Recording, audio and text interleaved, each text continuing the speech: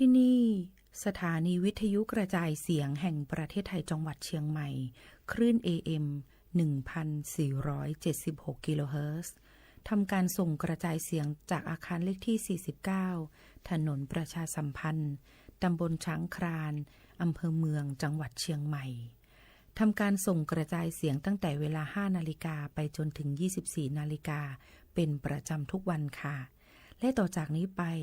ขอเชิญคุณผู้ฟังติดตามรับฟังรายการต่างๆที่น่าสนใจ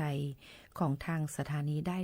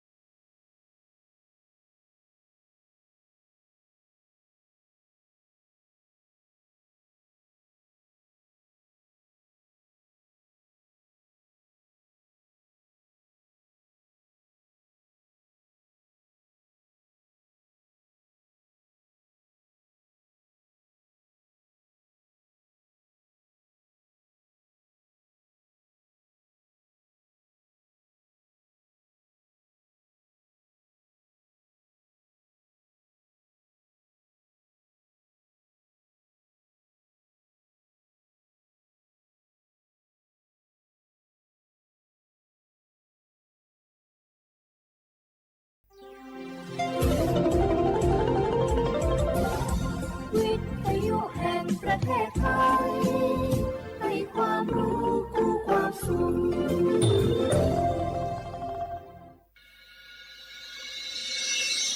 สถานีวิทยุกระจายเสียงแห่งประเทศไทยจังหวัดเชียงใหม่ AM 1,476 กิโลเฮิรตซ์สถานีวิทยุภาคภาษาชาติพันธุ์แห่งเดียวในประเทศไทยที่มีความทันสมัยเชื่อถือได้สร้างอัตลักษณ์กลุ่มชาติพันธุ์สู่สากล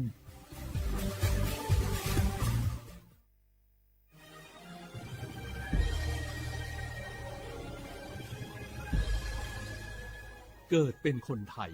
เติบโตบนผืนแผ่นดินไทยจงภูมิใจในความเป็นไทยชาติไทยเรานั้นนับเป็นชาติที่มีความเป็นมาเก่าแก่ยาวนานเรามีภาษาวัฒนธรรม และมีสิ่งต่างๆที่เป็นเอกลักษณ์ให้เราได้ภาคภูมิใจในความเป็นคนไทยเราควรเห็นคุณค่าและมีความรักชาติหวงแหนแผ่นดินอันเป็นมรดกของบรรพชน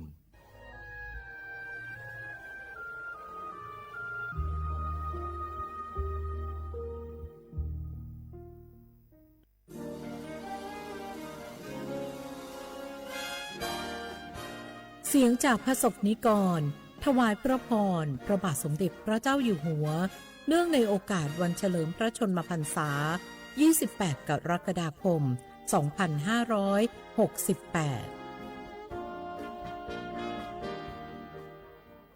ข้าพเจ้ารู้สึกประทับใจที่พระองค์มีโครงการส่งเสริมให้ชนเผ่าชาวเขาอย่างพวกเราได้มีอาชีพและก็มีความรู้ในการประกอบอาชีพทำให้มีรายได้เสริมเพิ่มจากการเป็นเกษตรกรเนื่องในโอกาสปีนี้เป็นปีมหามงคลข้าพเจ้าขอพระองค์ทรงพระเจริญอายุยั่งยืนนาน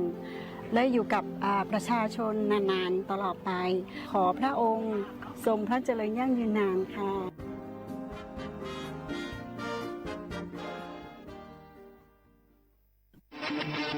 ในยุคที่เทคโนโลยีก้าวกระโดดโจรออนไลน์ก็ก้าวตามมาติด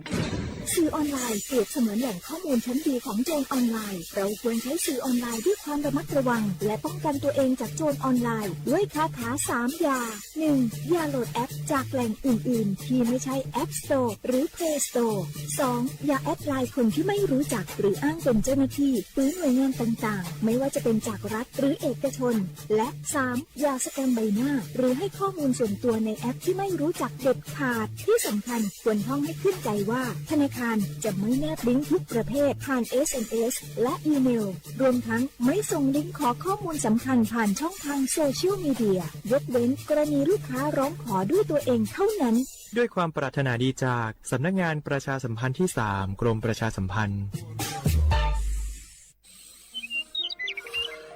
เจ้าจะอี้อากาศกำลังดีมีหมอกมีเหมยมีน้ำข้างเหมือนในฝันเลยเนาะเจ๊เนาะใจละยิ่งตอนแรงซ้ำหายนะช่วงตะวันจะตกดินน่ะฟ้าเป็นสีทองงามแต่อากาศแบบนี้นักท่องเที่ยวชอบเนอะว่าได้สาวๆมายืนตากน้ำข้างอย่างกันอยู่นี่บ้านหนาวมันก็นี่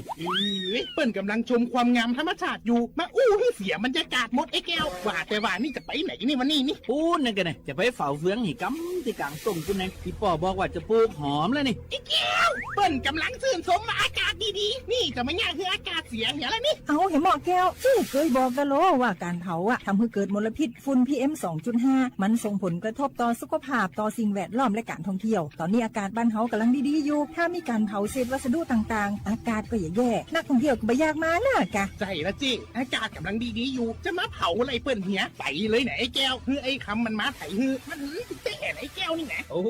ขอโทษครับน้องพล่าคิดว่าเผามันง่ายดีเน่ร่วมสร้างอากาศที่สดใสไม่สร้างมลพิษให้สิ่งแวดล้อมปรารถนาดีจากสำนักงานประชาสัมพันธ์ที่ 3 กรมประชาสัมพันธ์ค่ะ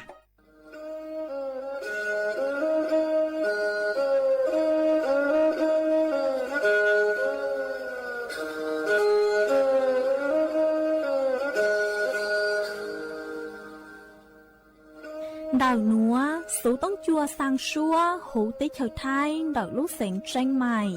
Lúc sư hỏi hà lù mông, inu bế hà ó ra. Yang sơn dũ, bế hà thảo sư hỏi, giữ tính, dù trao tính.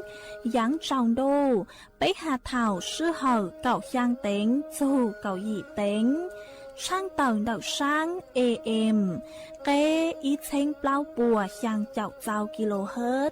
đậu núa mông, do bấy lưu mông, suốt lờ so căng nông tàu.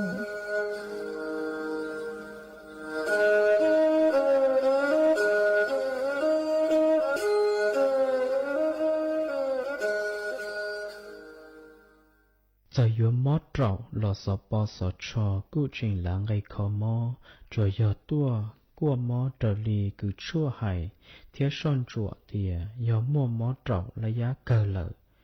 cụ trình sẽ xia tàu tìa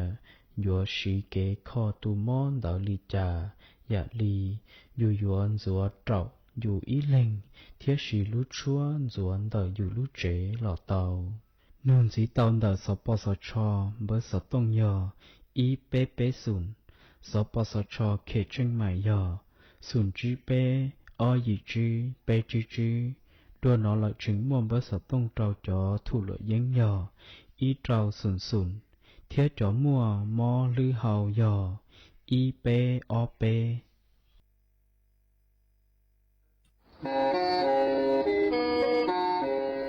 เล่งตือสังเกงโฆษณาจวนเต่าสุต้องจัวสังชัวหูเต้เชอไทยเต่าลู่เสียงแจ้งใหม่คือยอขอเชอมัวเก๋เป้าจูเก๋ชีฟางนอนรอเต่าทรงเหงสัญญาณมงเต่าเกล้ทงเปล่าหูลู่เสียงแจ้งใหม่ยอเล่งตือสังเกงนัวหลอนงตัวเต่าจวนเต่าสุต้องจัวสังชัวหูเต้เชอไทยเต่าลู่เสียงแจ้งใหม่จวนเต่าตุงเบอร์สุต้องศูนย์ชื่อเป้อ้อช่างเจ้าศูนย์เจ้าหยี่หล่อชื่อศูนย์จั่วอ้อเปล่าเจ้าหยี่จื้อช่างจั่ว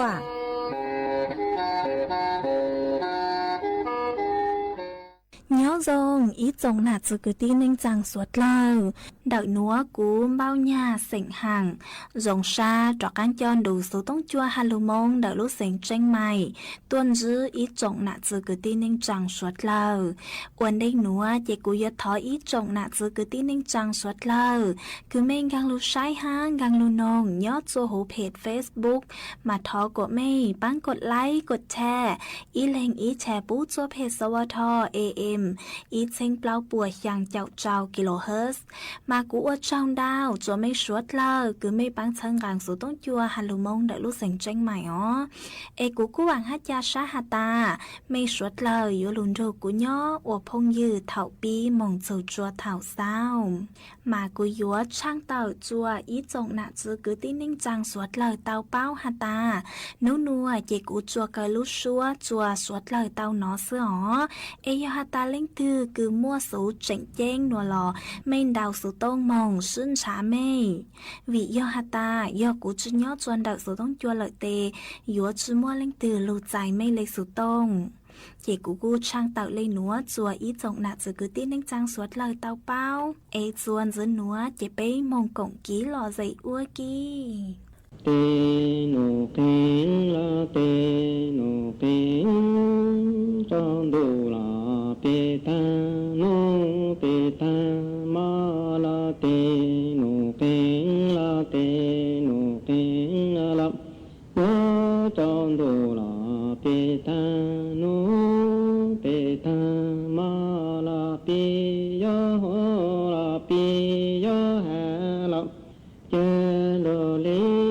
lo mò cứ la lo lê lo mò ti a la chê lo mò nè la lo mò ti la lo yo nàng thê a li tê la yo thu li dong a la yo lo hao chê la thu a li hư la lo yo nàng thê đi tê to sao trong la yo ho cha li ta lo chi tha la leng tu la y pe jo la chư mo cư la chư mo ti la y leng tu la y pe jo la sa pe la sa tu sa la se pe chen la yo do pe jo la yo mong sai lo te ca ra la chê lo lê lo mò cư la lo lê lo mò ti a la lo yo mong na ga đi ta la chu con dong a la yo ho chê li ta la chu li hư la lo yo na ga đi ta lo chi chê la ho chê đi ta lo chi kha la lo lê lo mò cư lo lê lo mò ti a la lo yo mong go chan do la yo do ca la lo yo mong go la pu la yo pu cho la lê tu la y pe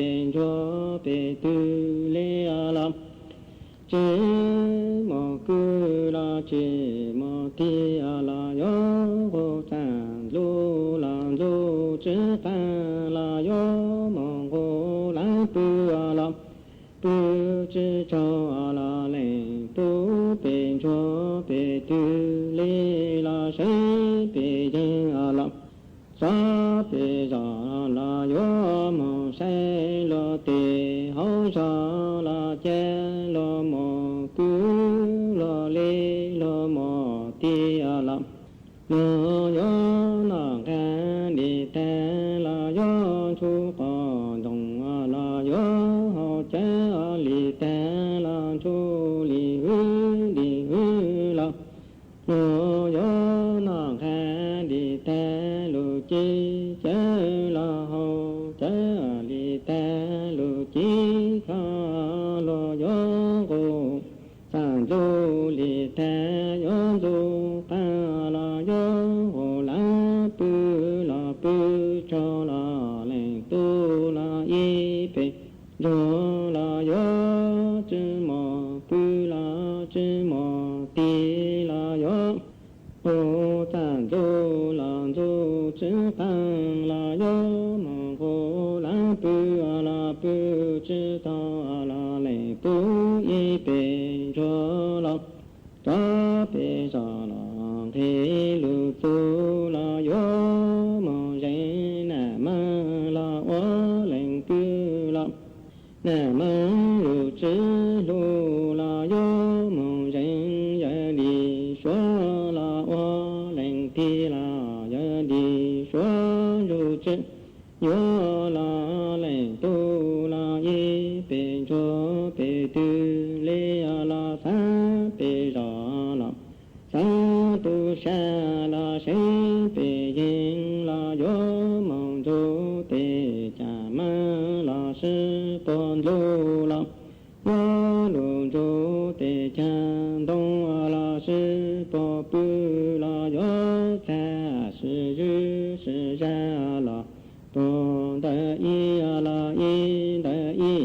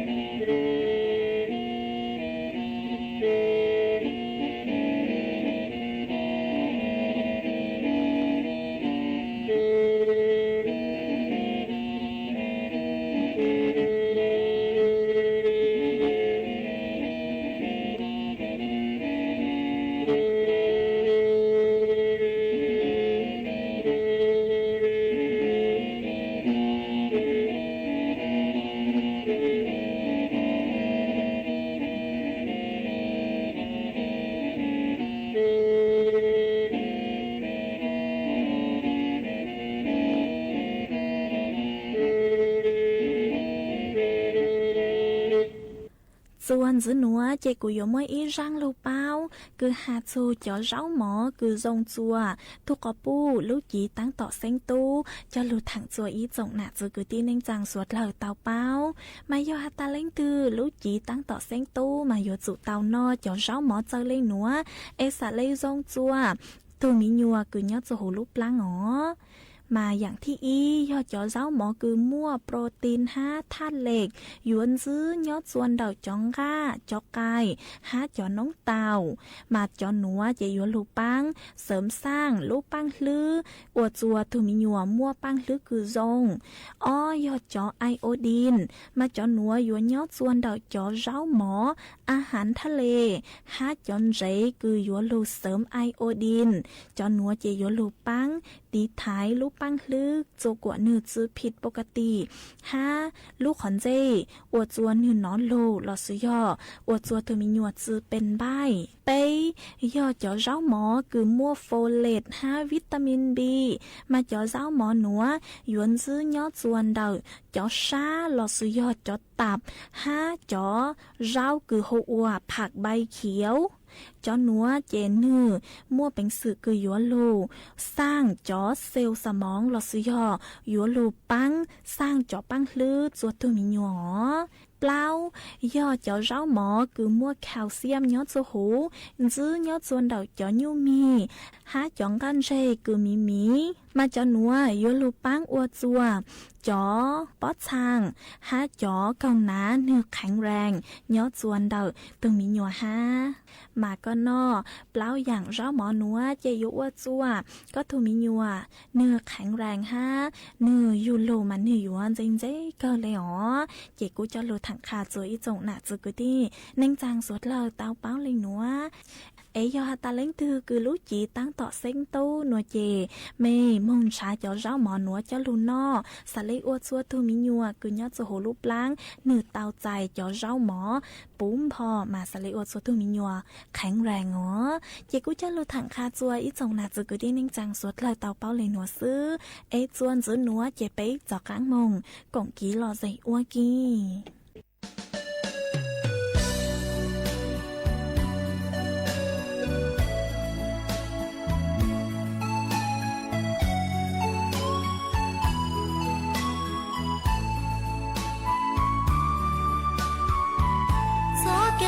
chỉ lũ từ đầu lời thia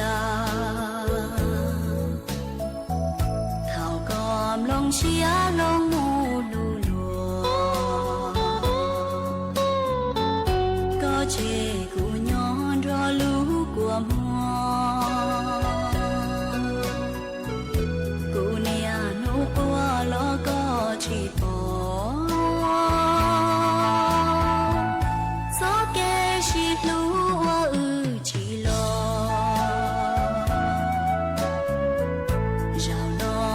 cho chỉ nhỏ cụ gì của mùa bóng gió lò chỉ muang đi có chùa đi cho kế lò gì thảo cụ của thó ló có chỉ có tia cụ phê chỉ chia rong có chia cụ bự chỉ mua tu nhau có chia cụ yong có lu sun dia gió kê chỉ lu rau hoa lúa tu rau nọ nhai mu chỉ mua nu trò lu nắng ya thà chỉ thon yo gió chia mu nhỏ trời gió mò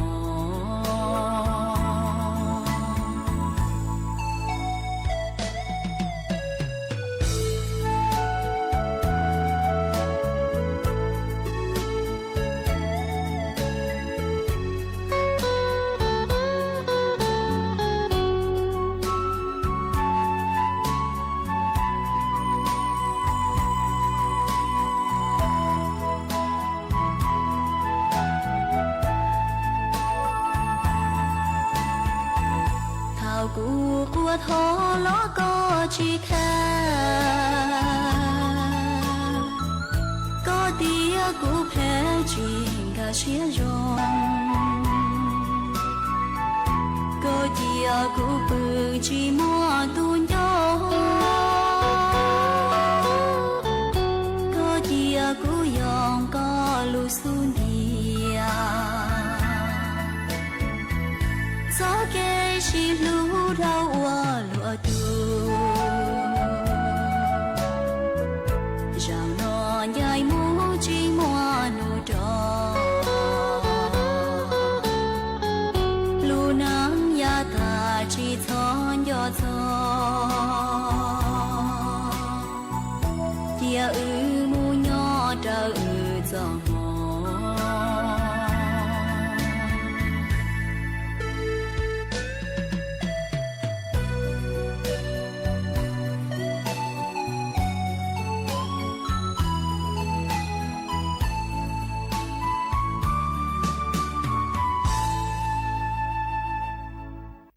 你爱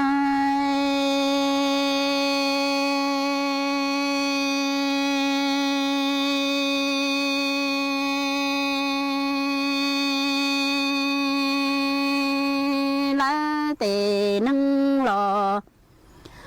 杜梅带下姑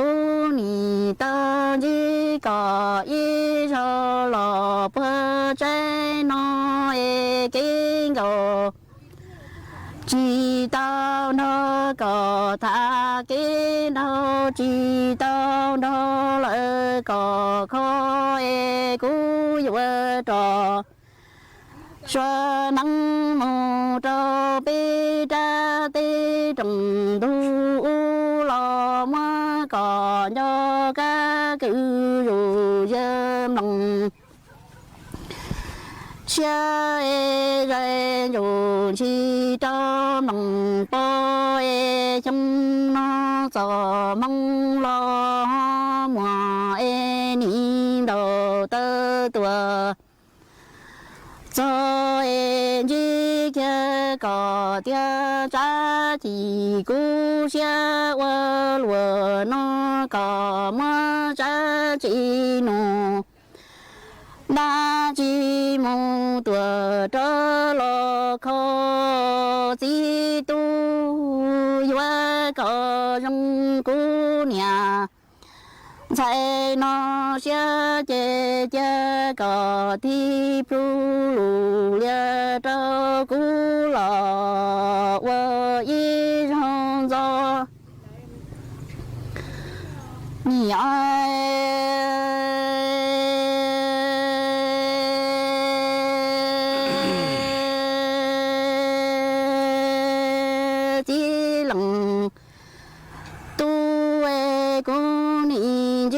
có ý cho lò bơ trái u e chi tao nó có ta quan gò quan đâu lo cái chi lu cu ni wa trò xua nắng mù trò bê ra mi tê trồng là du lo cho có em lòng xem lòng chữ lo đây li du e trong nó cho mong hoa mùa nó e ni đầu tơ lo tơ xin chi e tơ nó có hai lu mi bà tơ xóa cứ chia sẻ qua khu hệ cha thì khu xia qua lúa nó có do mà nhà đã chỉ mu tuổi cho lo pu hệ do có trong khu nhà在那些的中都是入口了金安的都里那个一亩多的古都么 Lên ta có một cả mà cả có cả là to lắm vậy 你爱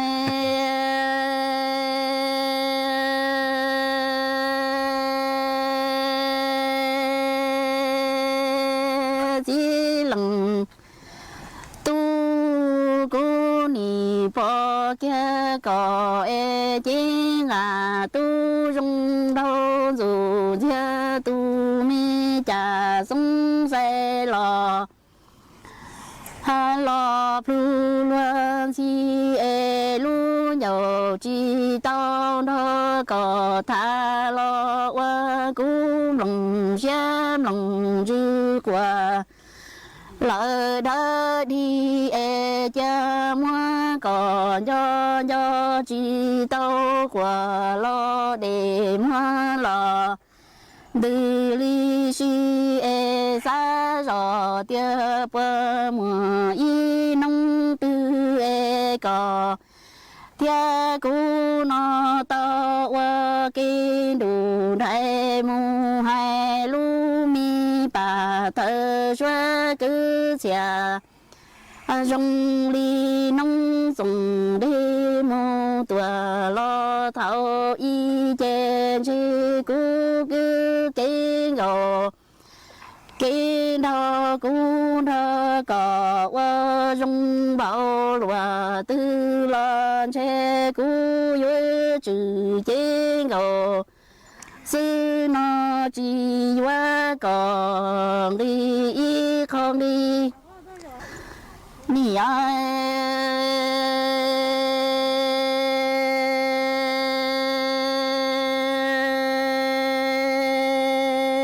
tu tê lơ tê nâng lò tu men gì lu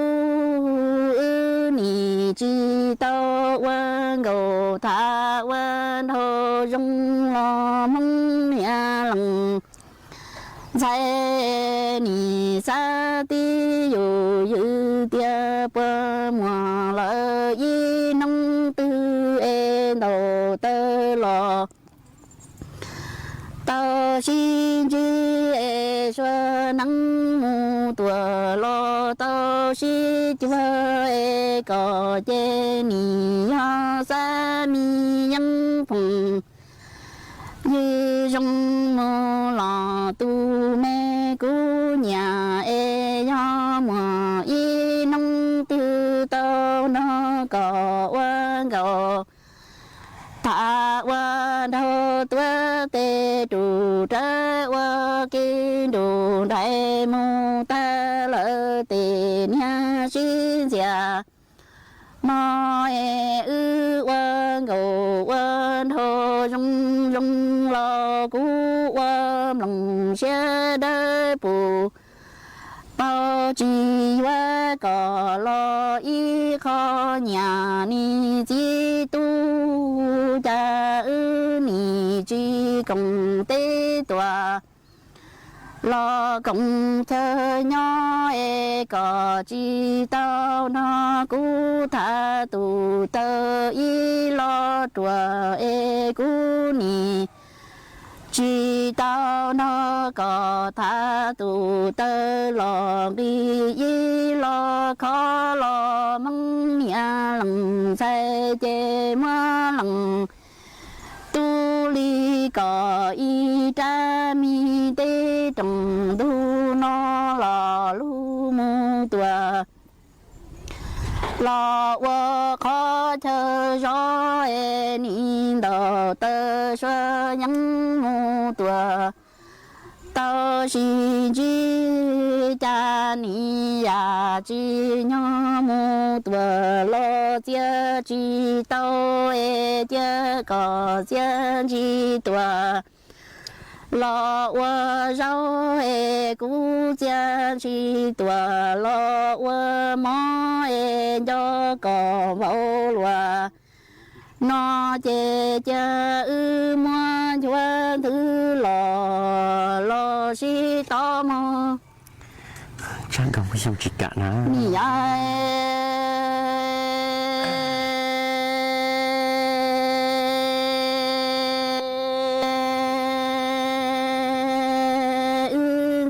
mi gò đó ni chi công tế tòa cộng chờ chờ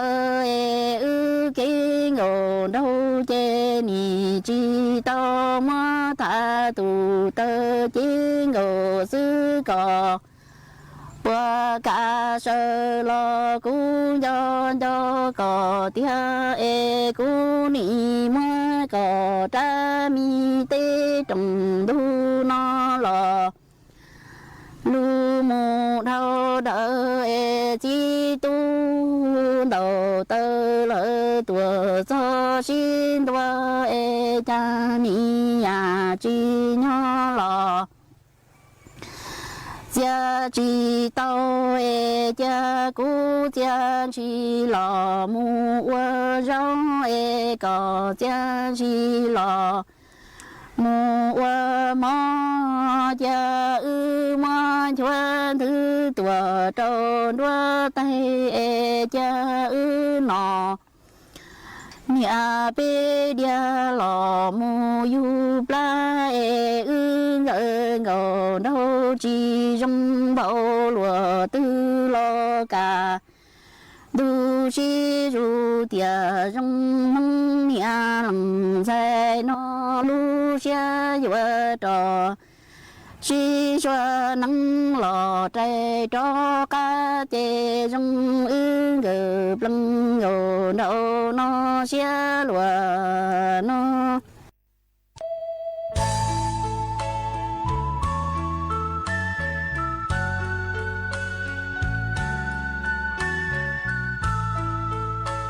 mày muốn quên nó tôi hả kìa? Quá khứ tao nghe cho tôi tí hậu của thùng thạch cho tôi tin vào của thùng thạch lúc tao hậu nói chuyện. Sao lại lý do châu của thùng thạch nè?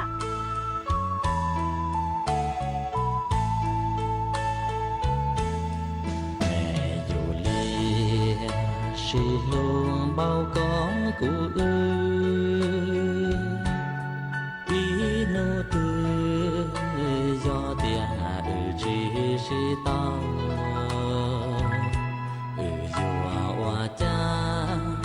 hoa nâng ngõ vô lìa chỉ tăng công lòng chỉ lu bao ư nó tia gió hay tia ư chẳng chỉ tao chỉ yu làm từ su tua thọ nhỏ trong lo to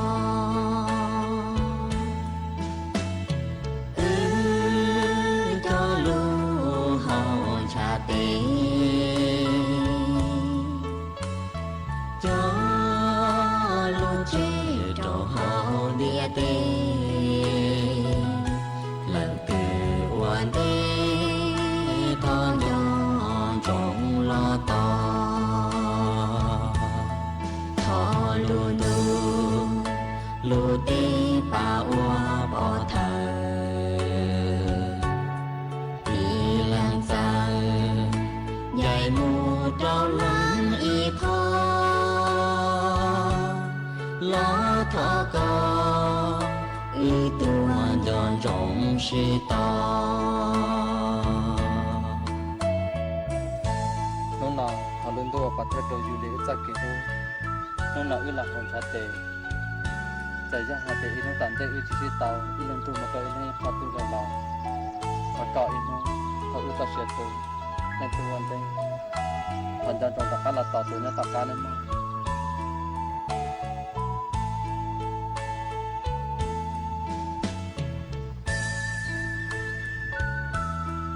Julia nông nào cũng mấy tăng sản nhất trong cao lúc trẻ có mấy tăng sản nhất trong học của lúc là giờ giờ năng giờ đa là ưa là giờ giờ ilu trẻ là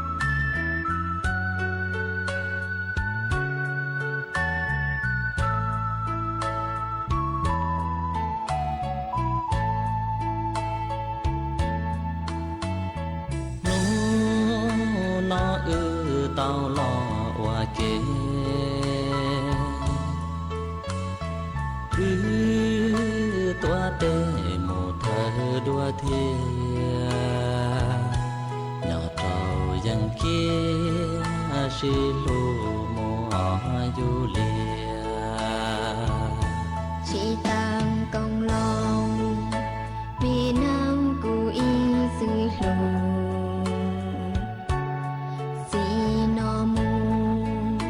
cu yua bơ ca su nia pe cha ti lo cu yua chỉ dạy con si no mu yua chỉ tao xin du có kia cô yua tao nhỏ qua kề chỉ tua tê mô nhỏ trong bùa dân chia lũ như xìa chỉ mùa lần từ lo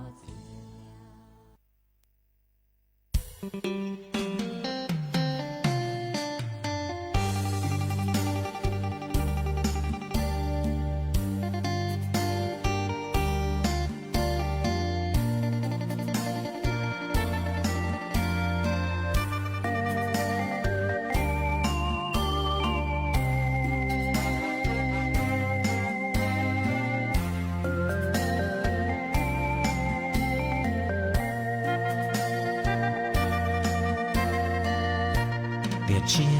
non chê do bon trâu tia tu tư muôn nhia tu chế đu đai chế lúa dân hài tiệm mua đua nắng cha dùa rong câu tao chỉ giàu chân tiền non che tiền bon trâu câu pha cho rong quân nhà u tông gì nhà我古莫西啊，只要幫助，且要下個兜，依度xử理。Tây lúa công giờ lúa khoang bầu tư, bỏ kia chạy tư chỉ một xa nè. Lucia lo mê chỉ rong châu lù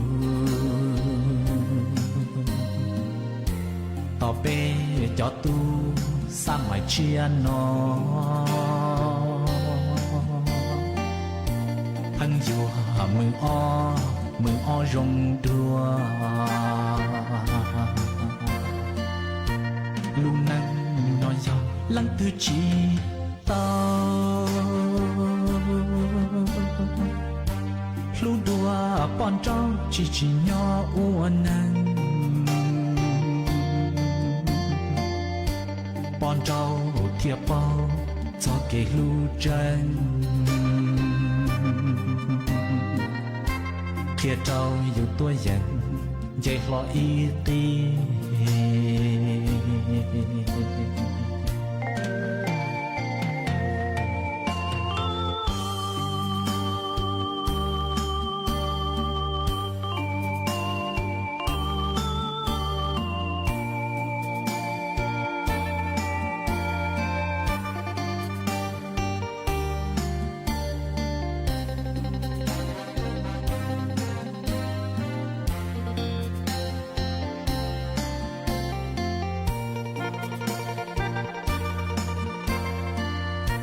Tiệt chia non chê do bon trâu tia tu tư muôn nhia tu chế đu lu tê mua sợi cu cha đã lò đa nung chê dân hai tia do bon trâu ta cú mà cha xa tao ý tu cơ lu nắng nói gió lắng từ chi tao lu đua bọn trâu chỉ nhỏ uốn nắng bọn trâu thiệp bao cho cái lu chân thiệp trâuอยู่ตัวยันใจหล่ออีตี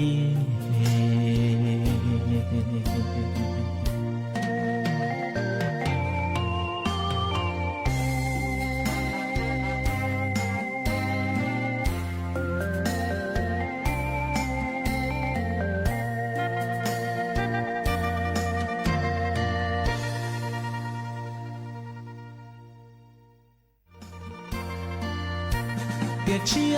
นอนเชยยอปอนเจ้าเตียตูเธอมวนยาตูเจดูลูเตมัวเชยกูจะได้หลอดได้นุ่งเจยังให้เตียยอปอนเจ้าตากูมาจะสาเป่าอีตูเก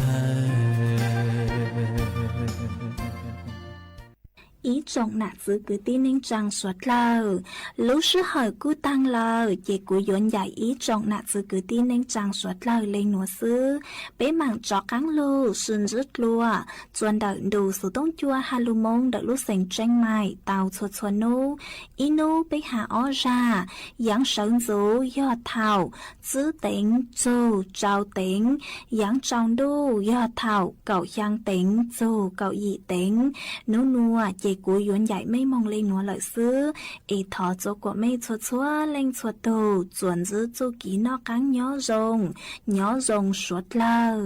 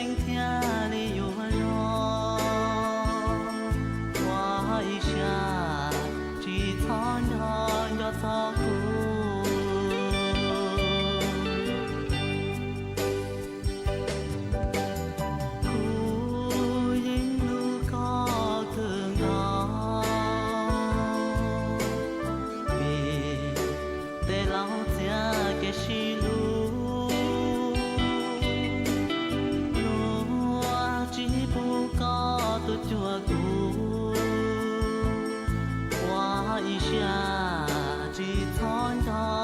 subscribe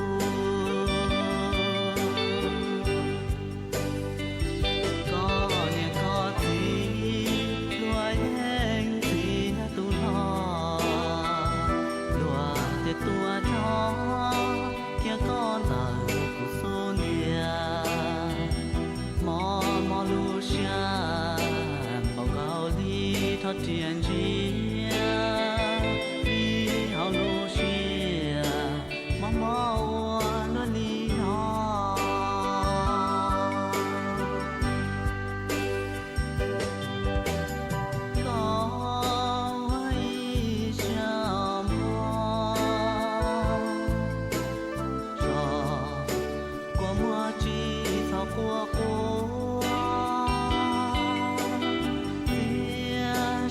lỡ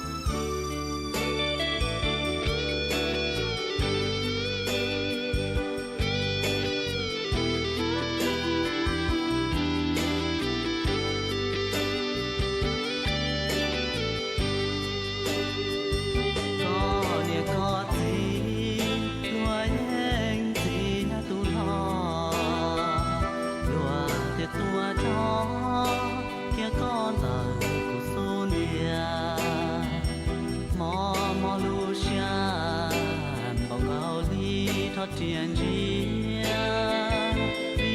好落雪，妈妈我了你啊，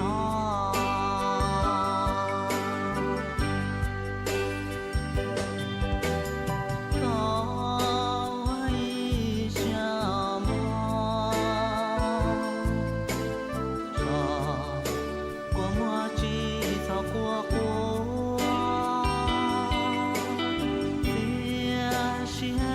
草叫草枯，落天里山路高嘛。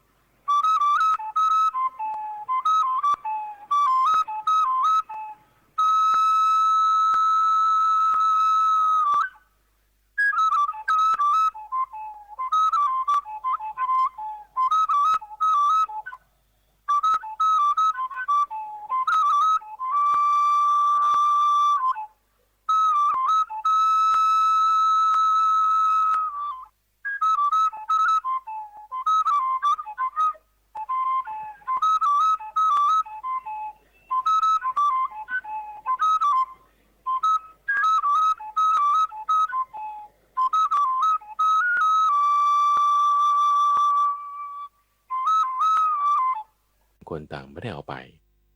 ท้าวสกะเทวราชก็แสดงตัวขึ้นทุกฝังแล้วก็ขอโทษขอโพยฤาษีทั้งหลายเหล่านั้นแล้วก็ถามถึงว่าทำไมถึงไม่ปรารถนากามโพธิสัตว์ก็จึงบอกว่าเพราะว่ากามนั้นจะนำไปสู่นรก เป็นสิ่งที่ไม่ดี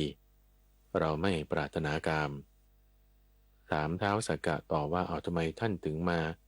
ล้อเล่นกับพวกฤาษีอย่างเราอย่างนี้คือนักบวชในทุกฝั่งไม่ใช่เพื่อนเล่น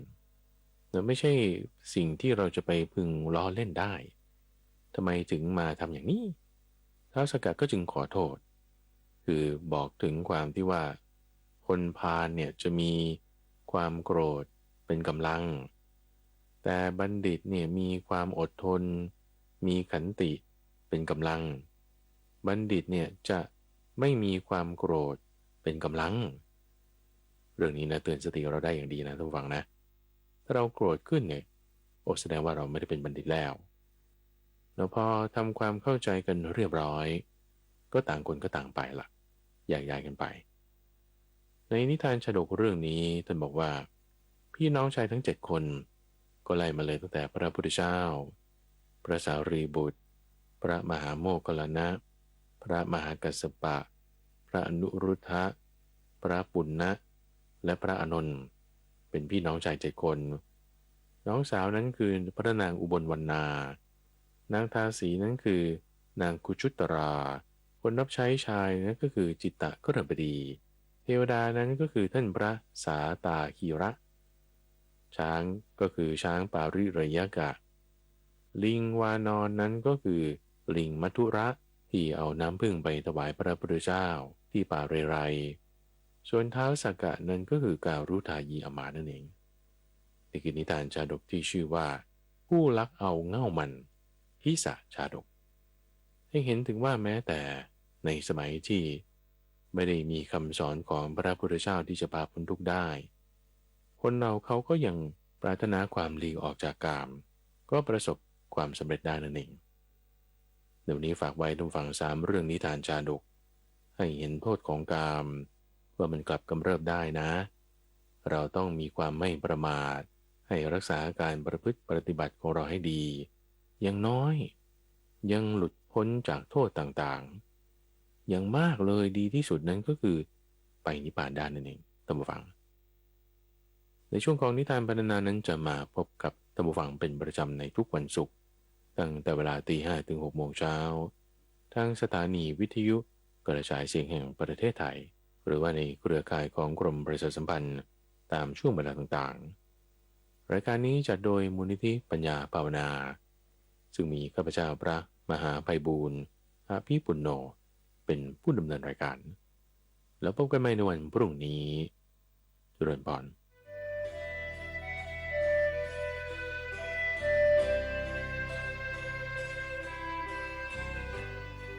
ติดตามรับฟังรายการธรรมรับอรุณได้เป็นประจำทุกวันทางสถานีวิทยุกระจายเสียงแห่งประเทศไทยกรมประชาสัมพันธ์ FM 92.5 เมกะเฮิรตซ์และ AM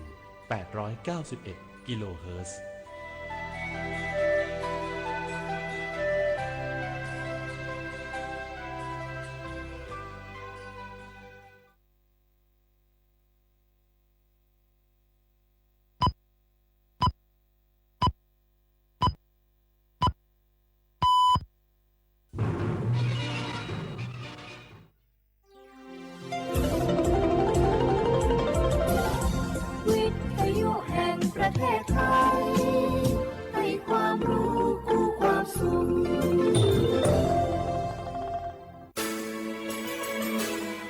สถานีวิทยุกระจายเสียงแห่งประเทศไทยจังหวัดเชียงใหม่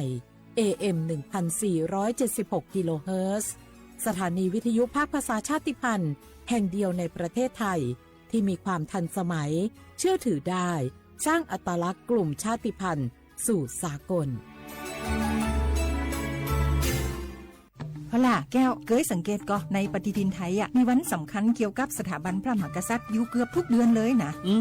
แต่ก็นี่แต่กะไปอย่างเช่นเดือนมกราคมวันที่17วันป่อขุนรามคำแหงวันที่18วันสมเด็จพระนเรศวรมหาราชส่วนเดือนมีนาคมวันที่31วันพระบาทสมเด็จพระนางเกล้าเจ้าอยู่หัว2เมษายนวันคล้ายวันพระราชสมภพกรมสมเด็จพระเทพราช6เมษายนวันจักรี4พฤษภาคมวันชัดมงคล3มิถุนายนวันเฉลิมพระชนมพรรษาสม เด็จพระนางเจ้าพระบรมราชินีใจวันที่28กรกฎาคมวันเฉลิมพระชนมพรรษาพระบาทสมเด็จพระเจ้าอยู่หัววันที่12สิงหาคมกับวันแม่แห่งชาติ24กันยายนวันมหิดลนี่เดือนตุลาคมก็มีวันสำคัญก็คือ13ตุลาวันคล้ายวันสวรรคตของในหลวงรัชกาลที่9วันที่21ตุลาวันคล้ายวันพระราชสมภพสมเด็จย่าและก็23ตุลาก็เป็นวันปิยมหาราชวันที่14พฤศจิกายนวันพระบิดาแห่งฝนหลวง25พฤศจิกายนวันวชิราวุธและก็วันสำคัญในเดือนธันวาคมคือวันที่5วันป่อแห่งชาติครับสังคมไทยเฮาให้ความสำคัญกับวันเหล่านี้คนไทยฮักและก็เทิดทูนสถาบันพระมหากษัตริย์เพราะสถาบันพระมหากษัตริย์อยู่คู่กับคนไทยมาอย่างยาวนานปรารถนาดีจากสำนักงานประชาสัมพันธ์ที่3กรมประชาสัมพันธ์ค่ะวันนี้คนไทยทุกคนที่อายุ 50-70 ปีตรวจคัดกรองมะเร็งลำไส้ใหญ่ได้ทุก2ปีที่คลินิกเทคนิคการแพทย์ชุมชนอบอุ่นไม่เสียค่าใช้จ่ายเพียงใช้บัตรประชาชนสังเกตสติ๊กเกอร์คลินิกเทคนิคการแพทย์ชุมชนอบอุ่นหรือจองคิวได้ที่แอปเป๋าตังเมนูกระเป๋าสุขภาพเลือกสิทธิสุขภาพดีป้องกันโรคดูแลคนไทยห่างไกลจากภัยร้ายมะเร็งลำไส้ใหญ่30 บาทรักษาทุกที่ที่คลินิกเทคนิคการแพทย์ชุมชนอบอุ่นสอบถามเพิ่มเติมสายด่วนสปสช1330 24 ชั่วโมง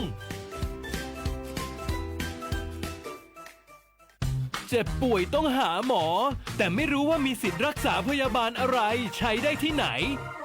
วันนี้ตรวจสอบสิทธิรักษาพยาบาลด้วยตัวเองง่ายๆเพียงแค่เตรียมเลขบัตรประชาชน13หลักแอดไลน์ Official ของสปสช.ค้นหา @NHSO กดเพิ่มเพื่อนจากนั้นมองหาสัญลักษณ์รูปบัตรประชาชนกดเมนูตรวจสอบสิทธิแล้วทำตามขั้นตอนหรือโทรสายด่วนสปสช1330กด2ตรวจสอบสิทธิตลอด24ชั่วโมงหลักประกันสุขภาพแห่งชาติบัตรทอง30 บาทสิทธิหลักประกันสุขภาพของคนไทยกู้ภัยโทรมาบอกว่าป่อน้องรถแฉลบน้องบ่คิดบ่ฝันเลยว่าวันนั้นจะเป็นวันสุดท้ายร้อยปันเหตุการณ์หลากหลายความสูญเสียบนท้องถนนบ่มีระยะปลอดภัยสำหรับคนบ่ใส่หมวกกันน็อก 69% หมวกกันน็อกช่วยลดความรุนแรงของการบาดเจ็บศีรษะและสมอง 39% หมวกกันน็อกช่วยลดความเสี่ยงในการเสียชีวิตของคนขับและคนซ้อนท้ายปีครับน้องขอให้ปีขี่รถปลอดภัยถูกวินัยจราจรใส่หมวกกันน็อกทุกครั้งตัวนะครับอย่าปล่อยให้คำขอนี้เป็นแค่ลมปากมาร่วมใจกันลดอุบัติเหตุความสูญเสียโดยการใส่หมวกกันน็อกบอกว่าจะขับตั้งใกล้ตั้งไกลเพื่อลดความเสี่ยงเพิ่มความปลอดภัยให้กับตัวเฮาและก็คนที่เฮาฮักตัวนะครับด้วยความปรารถนาดีจากสำนักงานประชาสัมพันธ์ที่3กรมประชาสัมพันธ์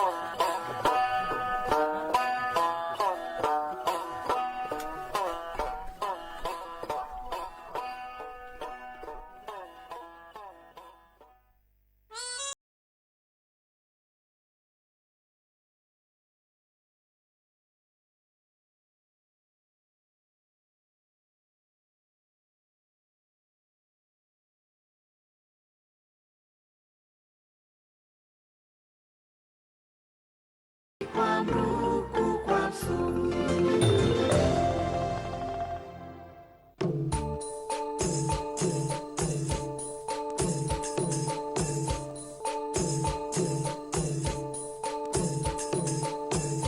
ปลุกผู้ฟังรับอรุณเสิร์ฟข่าวอุ่นๆข่าวยามเช้าเข้าถึงประชาชนทุกวันเวลา 6 นาฬิกาถึง 7 นาฬิกาทางสถานีวิทยุกระจายเสียงแห่งประเทศไทย FM 92.5 เมกะเฮิรตซ์ AM 819 891 กิโลเฮิรตซ์สถานีวิทยุกระจายเสียงแห่งประเทศไทยในส่วนภูมิภาคพร้อมหอกระจายข่าวทั่วประเทศ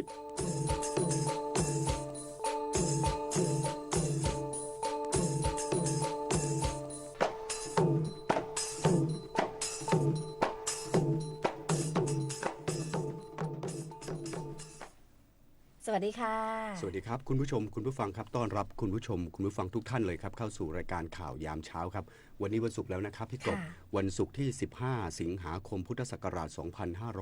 2568แรม6ค่ำเดือน9ปีมะเสงวันนี้อยู่กับผมธราวุฒิวิชัยดิษฐ์และคุณสุกัญญาสว่างสารติสกุลครับค่ะสวัสดีค่ะสวัสดีครับพี่กบครับมาเจอกันอีกแล้วนะวันนี้วันศุกร์แม้คุณมาในธีมแบบเสื้อคล้ายจะออกฟ้าแล้วนะดิฉันมาสีดำวันศุกร์นะวันศุกร์อาจจะเป็นศุกร์สุดท้ายของหลายท่านในการทำงานแล้วด้วยนะครับก็ขอให้มีความสุขสมกับชื่อวันศุกร์แต่ว่าเป็นวันดีด้วยนะวันนี้วันดีนะเดี๋ยวพี่กบหาข้อมูลมาแล้วครับคุณผู้ชมนะเดี๋ยวจะมาพูดให้ฟังวันนี้เราไม่ได้มากัน2คนมีใครบ้างครับพี่กบมากับทีมงานค่ะวันนี้หลังไมค์ของเรานะคะคุณสายชนีซังค่ะควบคุมเสียงพร้อมด้วยคุณสุวิทย์สมนัสค่ะแล้วก็ยังมีทีม Facebook Live ของเราด้วยนะคะทีมน้องๆจาก New Media ค่ะมาสลับสับเปลี่ยนแล้วก็ทำหน้าที่กันค่ะเสิร์ฟข่าวเรียกได้ว่าข่าววันนี้น่าสนใจมากเลยนะคะแล้วก็วันนี้นะคะใครที่ติดตามทางหน้าปัดวิทยุทั้งระบบ FM 92.5 เมกะเฮิรตซ์ AM 819 891 กิโลเฮิรตซ์แล้วก็ยังมีเครือข่ายวิทยุกรมประชาสัมพันธ์ทั่วประเทศที่รับสัญญาณที่สำคัญที่สุดค่ะที่ขาดไม่ได้เลยหอกระจายข่าวหมู่บ้านใครรับฟังอยู่นะคะมงเนี่ยเดี๋ยวรออีกสักครู่เนาะตีของร้องข่าวคุณปูก็จะมาเหมือนเดิมซึ่งก็เชื่อว่าในขณะนี้ทั่วประเทศเรานะฮะก็เปิดหอกระจายข่าวกันเรียบร้อยแล้วคุณผู้ชมคุณผู้ฟังหลายท่านถ้าได้รับได้ยินเสียงเรา2คนทักทายเข้ามาในเพจของเราคือเพจข่าวยามเช้าของสถานีวิทยุกระจายเสียงแห่งประเทศไทยกรมประชาสัมพันธ์สามารถทักทายพูดคุยเข้ามาได้นะครับสถานการณ์ที่บ้านเป็นยังไงอยากจะให้เขาเรียกว่าสังคมออนไลน์ได้รู้ว่าตอนนี้พื้นที่ของเราเป็นแบบไหนสามารถพูดคุยทักทายกันเข้ามาได้รวมถึงสถานการณ์ชายแดนด้วยนะครับจะให้กำลังใจพี่น้องทหารหรือแม้กระทั่งพี่น้องแถวชายแดนก็สามารถส่งข้อความให้กำลังใจมาได้ด้วยเช่นเดียวกันค่ะวันนี้ต้องบอกว่าเป็นวันดีอีกวันหนึ่งค่ะครับผมจริงๆแล้วไม่ใช่เป็นวันแบบว่าตรงกับวันที่15สิงหาคมไม่ใช่ไม่ใช่ค่ะแต่ว่าเกือบใช่เพราะพรุ่งนี้หวยออกดังนั้นวันนี้พี่กบก็จะมีเรื่องเล่านะฮะว่าวันนี้วันดียังไงมาพูดให้ฟังเป็นวันธงชัยค่ะเป็นยังไงบ้างครับโอ้โหคุณเลิกดีงามดีนะเรามาเจอกันเนี่ยเป็นวันดีๆเลยวันแห่งชัยชนะวันธงชัยเขาเรียกว่าวันแห่งชัยชนะเพราะว่ามันมีความเชื่อแบบนี้ค่ะว่าเลิกดีที่สุดของเดือนนี้เนี่ยคนไทยสมัยโบราณเขาจะนิยมใช้วันธงชัยเนี่ยเป็นวันเริ่มต้นทำอะไรใหม่ๆอย่างเช่นคุณพร้อมแล้วใช่ไหมเรื่องได้ข่าวว่ามีเงินในกระเป๋าเยอะนะโอ้สาธุไปออกรถใหม่วันนี้เลยค่ะถ้าพี่น้องท่านใดอยากจะมีรถจะซื้อรถวันนี้เป็นยังไงครับพี่กบวันธงชัยแรม6ค่ำเดือน9ปีมะเสงออกรถใหม่วันนี้ก็มีแต่สิ่งดีๆหรือจะขึ้นบ้านใหม่ก็ได้นะคะเปิดกิจการใหม่เปิดร้านใหม่เหมาะมากเลยวันธงชัยประจำเดือนสิงหาคมอันนี้ก็ตรงกับวันศุกร์ด้วยนะคะก็ถือว่าเป็นวันดีอีกวันหนึ่งครับแม่หมอมาบอกด้วยตัวเองแล้วนะครับคุณผู้ชมคุณผู้ฟังตัดสินใจได้เลยก็ถือว่าเป็นวันดีๆวันหนึ่งที่เขาเรียกว่าอยากจะเริ่มต้นชีวิตใหม่ไม่ว่าจะเป็นสิ่งของใหม่ๆชีวิตใหม่ๆที่เราอยากจะทำให้มันดีขึ้นก็วันนี้ก็ถือว่าเป็นวันที่เริ่มสตาร์ททำกันได้เลยแล้วตรงกับวันศุกร์ด้วยใช่ค่ะแล้วก็วันดีๆแบบนี้นะคะนอกจากเรื่องของการเงินการทำอะไรใหม่ๆแล้วเนี่ยต้องบอกว่าวันนี้อากาศก็ดีด้วยไปดูอากาศกันสักนิดนึงหลายท่านบอกว่าเวลาเรา2คนเข้ารายการเนี่ยโอ้โหไปกันเร็วนะครับลืมอาจจะลืมเรื่องของอากาศเราไม่ได้ลืมนะครับวันนี้เรามาแตะให้คุณผู้ชมคุณผู้ฟังได้รับชมรับฟังกันสักนิดนึงนะครับเชิญครับพี่กบครับ ภาคเหนือวันนี้ 60%ค่ะฝนนะฝน มีฝนแล้ว 60%ฝนเริ่มเยอะแล้วนะคะวันนี้เนี่ยอากาศเย็นสบายหน่อยนะคะฝน 60% จะตกหนักๆเลยน่านแพร่อุตรดิตถ์พิษณุโลกและเพชรบูรณ์ค่ะส่วนภาคอีสานวันนี้ 70% ชนะเลิศไปอีกนะคะเลยหนองคายบึงกาฬหนองบัวลำพูอุดรธานีสกลนครชัยภูมิขอนแก่นและนครราชสีมาต้องระวังค่ะฝนอาจจะตกเยอะหน่อยแล้วก็ตกบางพื้นที่นะคะ 70%ส่วนเมืองผลไม้ของเราค่ะภาคตะวันออก 70% เหมือนกันจังหวัดที่ต้องระวังคือนครนายกปราจีนบุรีฉะเชิงเทราระยองและจันทบุรีรวมไปถึงตราดด้วยค่ะส่วนภาคใต้2ฝั่งเดี๋ยวให้คุณเฟิร์สเล่าให้ฟังดีกว่าให้นุ่มตายเป็นคนแรงให้ฟังโอ้ยดีมากเลยจ้ะเอาภาคใต้นะค่ะภาคใต้ฝั่งอ่าวไทยวันนี้ฝนฟ้าคะนอง 60% ของพื้นที่ฝนตกหนักบางแห่งจังหวัดประจวบคีรีขันธ์ชุมพรสุราษฎร์ธานีแล้วก็นครศรีธรรมราชยังมีฝนอยู่นะครับ 60% ไปที่ฝั่งอันดามันกันมั่งฝนฟ้าคะนอง 70% ของพื้นที่ฝนตกหนักถึงหนักมากบางแห่งมีจังหวัดระนองพังงาภูเก็ตแล้วก็กระบี่นะครับคลื่นเป็นยังไงคลื่นสูงทีนี้ผมเข้าภาษากลางแล้วกันเดี๋ยวจะหลงนะเอาไปที่คลื่นสูงแล้วกันแหมพี่กบทำให้ผมเกือบหลงดิฉันก็อยากจะพูดภาษาใต้บ้างเดี๋ยวฝึกได้นะไปที่คลื่นกันก่อนนะอันนี้เป็นเรื่องสำคัญกับพี่น้องที่ออกทะเลด้วยนะฝั่งอ่าวไทยเนี่ยฝั่งอ่าวไทยตอนล่างแล้วก็ฝั่งอ่าวไทยตอนบนเอาที่ตอนบนก่อนคลื่นสูง 1-2 เมตรฝนฟ้าคะนองเนี่ยให้ระวังด้วยคลื่นเนี่ยจะสูงตลอด2 เมตรขึ้นไปนะครับอ่าวไทยตอนล่างคลื่นสูง1 เมตรห่างฝั่งเนี่ย1-2 เมตรนะครับคลื่นสูงแล้วถ้ามีฝนฟ้าคะนองคลื่นก็จะสูงมากกว่า2 เมตรส่วนทางภูเก็ตขึ้นมาเนี่ยคลื่นสูง 2-3 เมตร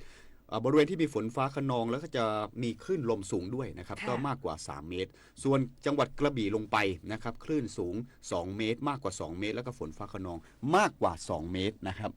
นี่พี่กบเกือบพาให้ผมหลงแล้วนะฮะเป็นว่าพี่น้องชาวปากใต้ก็ให้ระมัดระวังสักนิดหนึ่งนะครับคลื่นลมในทะเลก็ค่อนข้างสูงด้วยนะครับนี่คุณผู้ฟังทักมานะคะคุณภูมิเดชาบอกว่าอากาศดีฟังที่วิทยุชุมชนเสมาพันปีค่ะฝนตกฝนตกด้วยอยู่ที่เสมาพันปีอำนาจเจริญค่ะแล้วก็คุณพี่พรพลนะคะคุณพี่พัทรพรก็รับฟังอยู่ค่ะคุณวิสิตคุณพิกุลคุณกฤษดาใครเข้ามาแล้วกดไลค์กดแชร์ด้วยนะคะเช้านี้อากาศเป็นยังไงบ้างคุณสมจิตบอกว่าบ้านชนเขตวัฒนาเปิดเสียงตามสายทุกวันเลยค่ะคุณขอบพระคุณอย่างสูงครับขอบคุณค่ะคุณวรเดชนะคะบอกว่าขอส่งกำลังใจให้กับทหารไทยทุกๆคนนะคะจงปลอดภัยขอให้นักข่าวยามเช้ามีความสุขโชคดีเช่นกันค่ะขอบคุณค่ะขอบพระคุณสำหรับทุกคอมเมนต์นะครับทุกข้อความที่ส่งเข้ามาและเชื่อว่าวันนี้ก็จะมีข้อความดีๆส่งต่อฮิวใจให้กำลังใจซึ่งกันและกันเข้ามาเยอะนะครับเราไปเรื่องของเมื่อกี้มีคุณผู้ชมทักทายเข้ามาคุณผู้ชมผู้ฟังทักมาให้กำลังใจพี่น้องทหารในพื้นที่ชายแดนแล้วนะครับเนื้อสิ่งอื่นใดครับนี่เป็นข่าวที่เป็นมงคลอย่างยิ่งนะครับเมื่อวานนี้แม่ทัพภาคที่2ท่านก็มีโอกาสได้ไปบรรยายนะครับที่โรงเรียนสาธิตมหาวิทยาลัยแห่งมหาวิทยาลัยเกษตรศาสตร์นะครับก็มีเรื่องราวหลายอย่างที่อยากจะนำมาเล่าให้กับคุณผู้ชมคุณฟังได้ทราบกันนะครับเมื่อวานนี้ครับพลเอกขออภัยครับแหมขึ้นพลเอกให้ท่านแล้วนะครับก็ขอให้ท่านได้จริงๆนะพลโทบุญศิลป์พาดกลางแม่ทัพภาคที่2นะครับกล่าวตอนหนึ่งในการบรรยายในหัวข้อเรื่องเล่าจากแนวหน้าและการรักษาอธิปไตยของชาติที่โรงเรียนสาธิตแห่งมหาวิทยาลัยเกษตรศาสตร์ว่าพระบาทสมเด็จพระเจ้าอยู่หัวทรงห่วงใยและได้สอบถามไปทางแม่ทัพทุกวันมีการรายงานสถานการณ์ทุกวันย้ำกองทัพไทยในประวัติศาสตร์พระมหากษัตริย์เป็นองค์นำกองทัพปัจจุบันนี้ก็ยังเหมือนเดิมปัจจุบันทหารยังอยู่แนวหน้าสถานการณ์จะเป็นอย่างไรจะยุติก็พร้อมจะรบต่อก็พร้อมกำลังใจของทหารนี่ดีเยี่ยมแม่ทัพภาคที่2ยังได้แนะนำเด็กนักเรียนเรื่องการใช้โซเชียลมีเดียต้องตรวจสอบข้อมูลข้อเท็จจริงก่อนโดยเฉพาะเรื่องที่เกิดความแตกแยกในสังคมแตกความสามัคคีใส่ร้ายคนอื่นเรื่องที่ทำให้ชาติศาสนาพระมหากษัตริย์และประชาชนเกิดปัญหา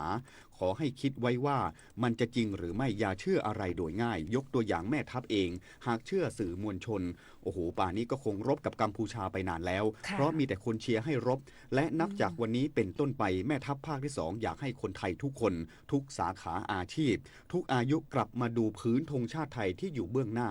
ดูให้ดีและจำให้ดีว่าสิ่งเหล่านี้จะต้องอยู่คู่กับผืนแผ่นดินไทยชั่วลูกชั่วหลานต้องช่วยกันรักษา สีธงชาติให้ครบอ้าวทีนี้เมื่อพูดอย่างนี้แล้วสีธงชาติที่เราเห็นกันความหมายเป็นยังไงบ้างครับพี่กบครับสีแดงนะคะคือความเป็นชาติความเสียสละเลือดของบรรพบุรุษค่ะบรรพบุรุษของพวกเรานั้นรักษาไว้กว่าจะมีแผ่นดินนี้ดูมันยากลำบากยิ่งนักค่ะส่วนสีขาวคือศาสนาค่ะก็ต้องยึดถือไว้นะคะไม่ว่าจะการนับถือศาสนาใดก็ตามนะคะก็สอนให้คนนั้นเป็นคนดีทั้งหมดค่ะยึดมั่นในการทำความดีการเสียสละเอื้อเฟื้อเผื่อแผ่ต่อเพื่อนร่วมชาติด้วยค่ะและสีน้ำเงินค่ะคือพระมหากษัตริย์เป็นองค์ที่ก่อตั้งสร้างเมืองมาตั้งแต่สมัยโบราณค่ะเป็นจอมทัพที่นำคนไทยต่อสู้มาจนมีแผ่นดินอยู่ทุกวันนี้ค่ะ3สีนี้นะคะขอให้พวกเราทุกคนนั้นเป็นหนึ่งเดียวค่ะภายใต้กรอบการเสียสละสามัคคีมีความเมตตาต่อเพื่อนร่วมชาติอย่าทะเลาะเบาะแว้งกันค่ะอย่าโกงกินบ้านเมืองต้องเป็นผู้นำยุคใหม่นะคะพวกเราต้องเป็นคนยุคใหม่ทำอะไรก็อย่าให้เหมือนเดิมจะทำให้ประเทศชาตินั้นเข้มแข็งมากนะคะแล้วก็ไม่มีใครนั้นมาสู้กับประเทศไทยได้ค่ะถ้าคุณให้ความเป็นหนึ่งเดียวกันค่ะครับก็ท่านก็ให้องค์ความรู้กับเด็กนักเรียนและก็พี่น้องประชาชนชาวไทยเรื่องของความสามัคคีกันด้วยนะครับเมื่อใดก็แล้วแต่ที่คนไทยในชาติเรามีความสมัครสมานสามัคคีกันเชื่อได้เลยว่าภัยทั้งในชาติเองหรือต่างประเทศที่จะเข้ามาไม่มีทางที่จะเอาชนะพวกเราได้นะครับเพราะฉะนั้นเราควรจะต้องมีความรักชาติมีความสามัคคีต่อกันไปนะครับต่อไปเลยในอนาคตด้วยถึงปัจจุบันนี้ก็ทำกันอยู่นะครับเพราะฉะนั้นเราก็มาร่วมกันค่ะคุณผู้ฟังคะใครที่ติดตามทางเพจของข่าวยามเช้ามาร่วมเป็นน้ำหนึ่งใจเดียวกันกับความรักนะคะความสามัคคีก็สามารถคอมเมนต์เข้ามาได้นะคะหรือว่าใครมีอะไรที่อยากจะบอกรักใครหรือว่ามีสถานที่ที่อยากให้ทุกคนไปเที่ยวจะได้จดจำความรู้สึกดีๆในแต่ละพื้นที่ก็บอกมาได้เลยค่ะทางเพจข่าวยามเช้าค่ะครับทีนี้วันนี้เข้ามาเยอะนะคะเช้านี้เรากลับไปดูว่าคุณผู้ชมผู้ฟังพูดอะไรกันบ้างโอ้โหให้กำลังใจมากันเยอะล้นหลามเลยคุณธงชัยสั่งปล้องบอกว่ารักเดียวใจเดียวหัวใจเดียวกันค่ะขอหัวใจรัวๆนะครับอาจจะมีอีโมจิธงชาติไทยก็ใส่เข้ามาได้ใส่เข้ามาได้นะคะแสดงให้เห็นว่าเรารักชาติไทยของเราจริงๆถูกต้องค่ะคุณวันดีนะคะบอกว่ารักชาติศาสนาพระมหากษัตริย์เทิดไว้เหนือสิ่งอื่นใดค่ะคุณหยุดวิทยุแห่งประเทศไทยให้ความรู้คู่ความสุข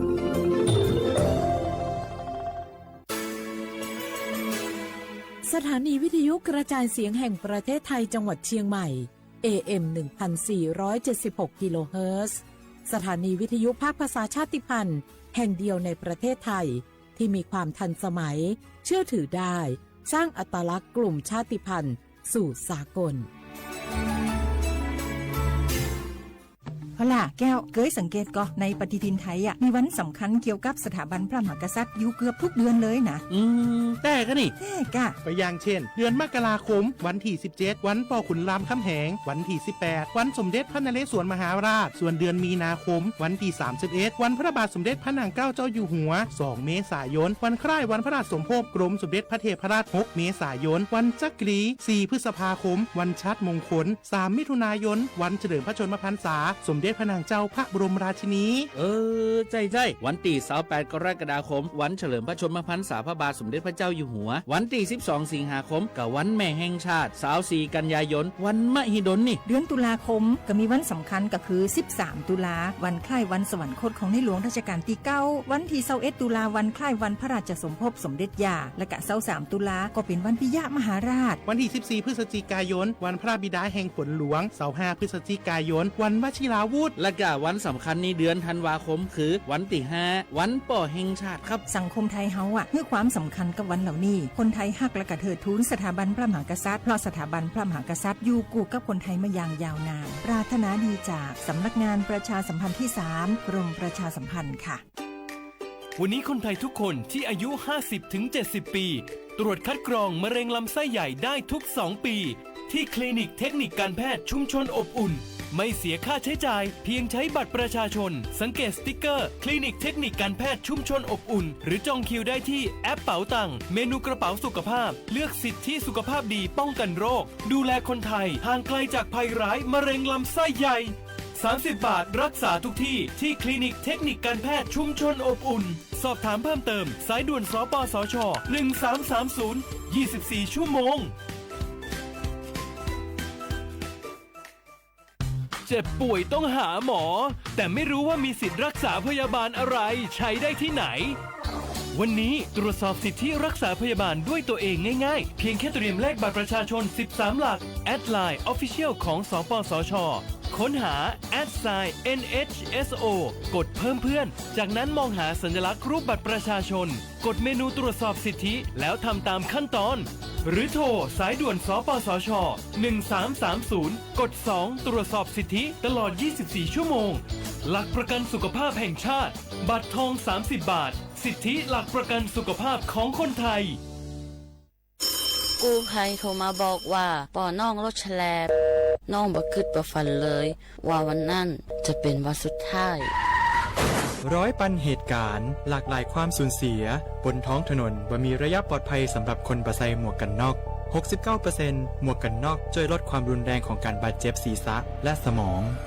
39% หมวกกันน็อกช่วยลดความเสี่ยงในการเสียชีวิตของคนขับและคนซ้อนท้ายปีครับน้องขอให้ปีขี่รถปลอดภัยถูกวินัยจราจรใส่หมวกกันน็อกทุกครั้งตัวนะครับอย่าปล่อยให้คำขอนี้เป็นแค่ลมปากมาร่วมใจกันลดอุบัติเหตุความสูญเสียโดยการใส่หมวกกันน็อกบ่ว่าจะขับตั้งใกล้ตั้งไกลเพื่อลดความเสี่ยงเพิ่มความปลอดภัยให้กับตัวเฮาและก็คนที่เฮาฮักด้วยนะครับด้วยความปรารถนาดีจากสำนักงานประชาสัมพันธ์ที่3กรมประชาสัมพันธ์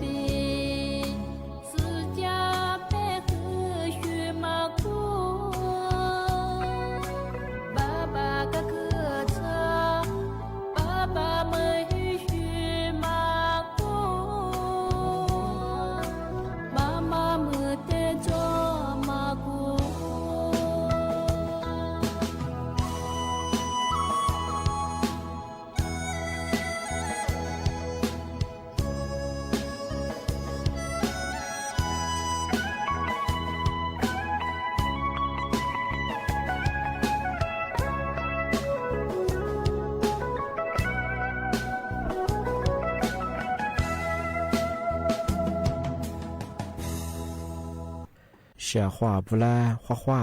อามาซาอาวลิซุงโอโดดซึตขวาเปล่าอาวลิซุงโอปากากุงโอมัญญาสถานีวิทยุกระจายเสียงแห่งประเทศไทยจังหวัดเชียงใหม่ว่าดางาวิทยุว่าดูจามาเบอร์ยี่ระบบยา AM ยี่ความถี่ยาติตูลี่ยาชีสืบถูกกว่าดูจับอาทิตย์ทาวระบบไลฟ์สดไงฟิสบุยเพเบอร์สวทเชียงใหม่ AM 1476กิโลเฮิรตซ์ที่ได้โบยาเฮดูหลังงงาในแนวยาชมโมควานีจิโมว่าเฮถือขวาด้วยงาอาทิตย์ที่โมล้อมันยาหนีโมควานีสามโมที่ยี่มาหนีขวาด้วยในแนวที่ขวาที่โมล้อที่ขวานาที่ยี่ควานีนาเนียเซที่ได้ดงโง่อาทิตย์เอาเสียขวาบรังวัดมาปีใหม่ซื้อจริงใช่ไหมโง่บัญญัติอามาซากฎหมายถึงมาตุลางกฎหมายทำไมบัญญัติกฎหมายคุ้มครองซื้อของออนไลน์ไม่ใช่ของที่ว่าจะซื้อจะมากกว่าระบบออนไลน์ข้อนี้สายยิสูสุดแรกกฎหมายที่มาคุ้มครองอีกบริษัทอาทิตย์แบบไม่ยากกฎหมายที่มาคุ้มครองยังมาคืออะไรเลียมมาถึงมาปีมาช่างยูที่มาคุ้มครองเฉพาะเอามีอย่างนี้ว่าคือว่าจะซื้อจะมากว่า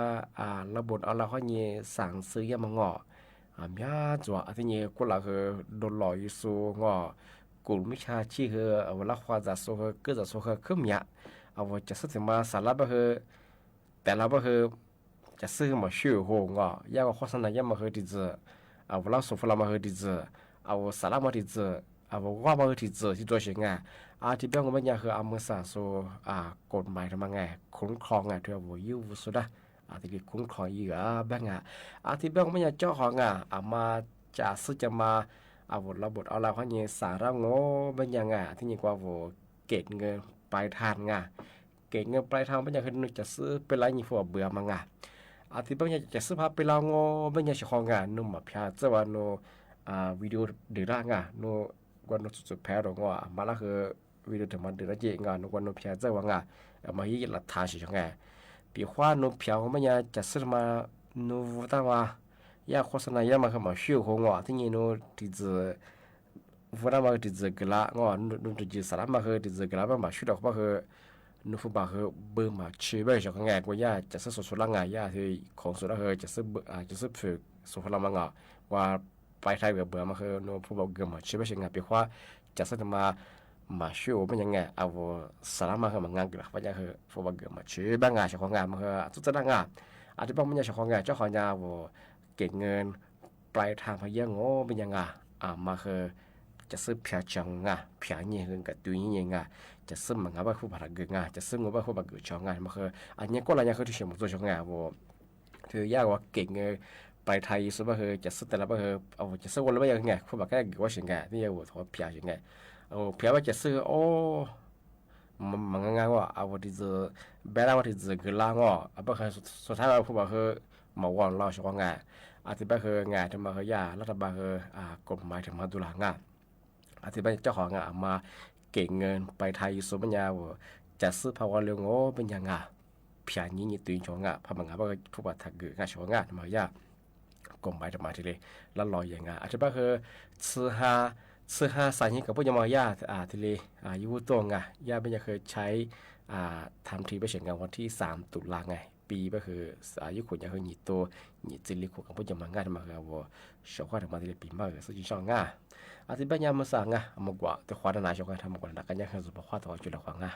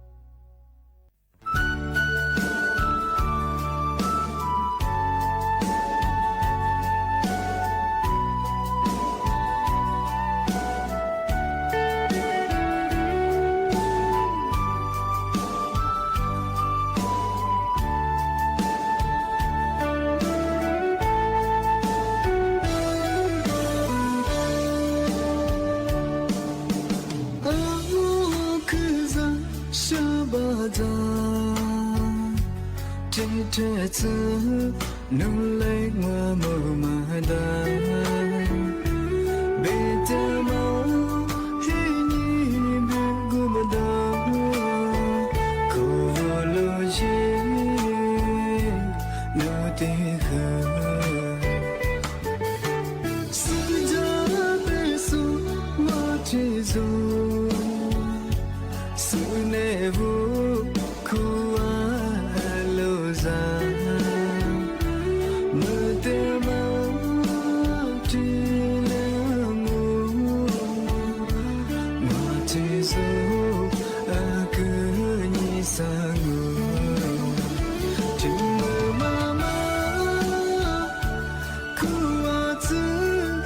这里来是家的，天天你把孤独我马走，孤单别可的咱们，天没比了，心里可以比我路，天女家庭娘的情。solo chilawe sejate ma chiti nutizo zangwa nyima sabako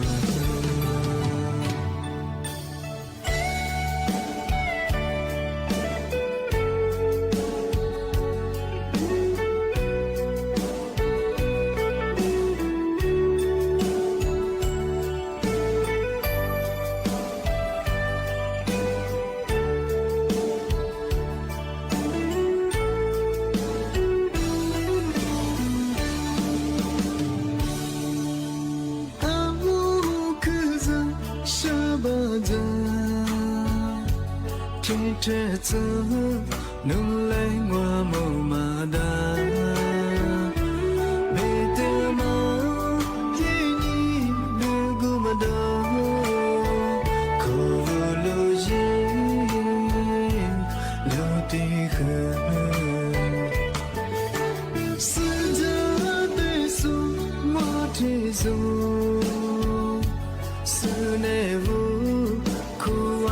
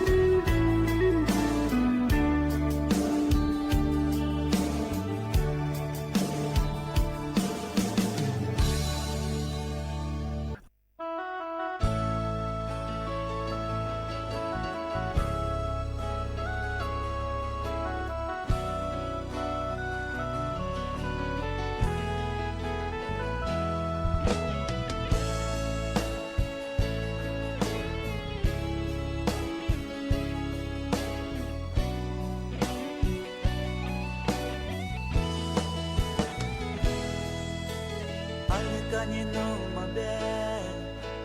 wanu ni tenozela nuni makubwa wate ziliwa dia semua tiro Ramami do mami Ale besu nunte fuke balase Nina lo besu nisho Manu ni te no se lo Domi ni te ma chichi Nulio Nina dia semua tiro Chome za tiro alebe Alebe se nunte mile de da se Mile ke mada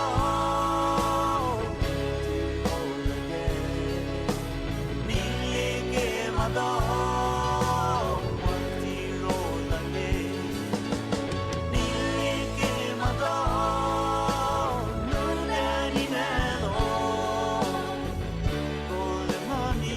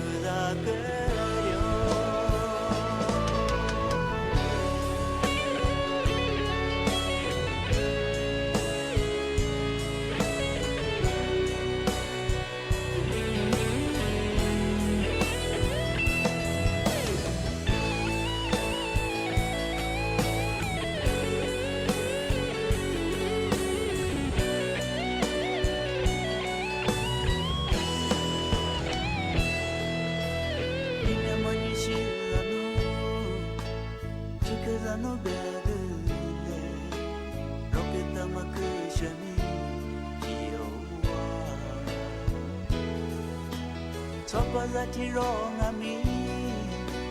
Nyari jati lalu Ale beseno te mile ke dase Mile ke mada Rola le Mile ke mada Rola le Mile ke mada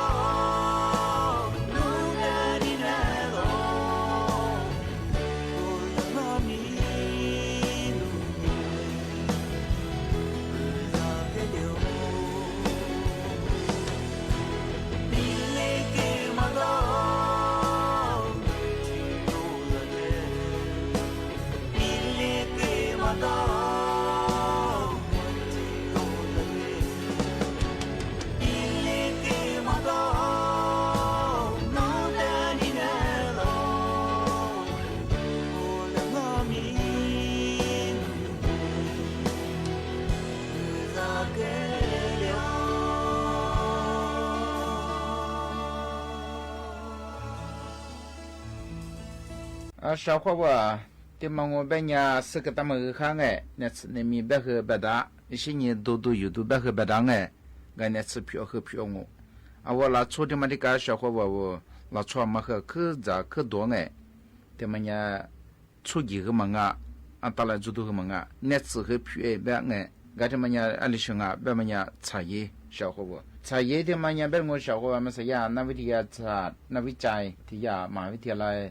UCLA 阿里邦啊，萨拉米干么的嘛，苏西尼对你弗拉芒诶，那错过不下提升古么，我多我们啦茶叶个多啊，而且所以看你对你我办过茶叶嘛多么精诶，茶叶多啊嘛我办年小伙伴说的办诶，提你啥个多嘛我办年维持来别个什么，我阿妈怕个了嘛，可嘛做咯。กูมาจูกูมาแล้วกัดงานที่บ้างไงอาชญ์เป็นยาชาวเขาบอกว่าก็ยาศาสตราจารย์เลนออารับอะไรบ้างไงยาอาจารย์อายุรศาสตร์สิ่งนี้หมดแต่ชาวสุกุไงนับเพียงนับสิทธิ์ชัวกูยิ่งสู้เปียแบบสิ่งนี้เราชูกูชาเขียวใช้ยี่นี่จุ่มแบบใช้ยี่เนี่ยบ้างไงกูใช้ยี่ตัวมั้งไงอะไรมองเป็นยาอามาพาเกลียมาขึ้นมาจุงอ่ะอามาพาแล้วเกลียมากัดงานอะไรแบบงั้นที่มันคือชาวเขาบอกว่ามันจะชาวสุดที่เปียเป็นยา